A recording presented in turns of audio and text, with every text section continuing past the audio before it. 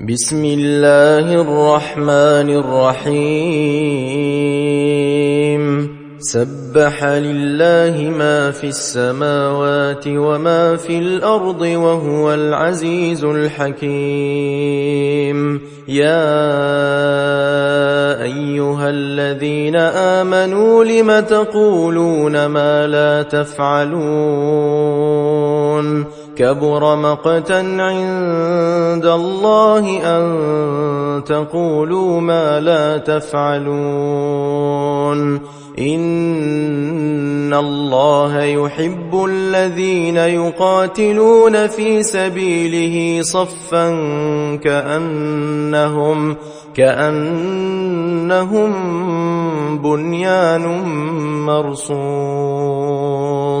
وإذ قال موسى لقومه يا قوم لم تؤذونني وقد تعلمون أني رسول الله إليكم فلما زاغوا أزاغ الله قلوبهم والله لا يهدي القوم الفاسقين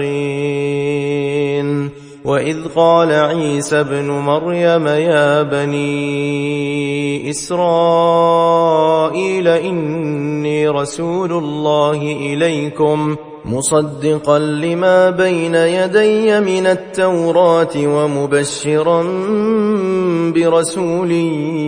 يأتي من بعد اسمه أحمد فلما جاءهم بالبينات قالوا هذا سحر مبين ومن أظلم ممن افترى على الله الكذب وهو يدعى إلى الإسلام والله لا يهدي القوم الظالمين يريدون ليطفئوا نور الله بأفواههم والله متم نوره ولو كره الكافرون هو الذي أرسل رسوله بالهدى ودين الحق ليظهره على الدين كله ولو كره المشركون يا أيها الذين آمنوا هل أدلكم على تجارة تنجيكم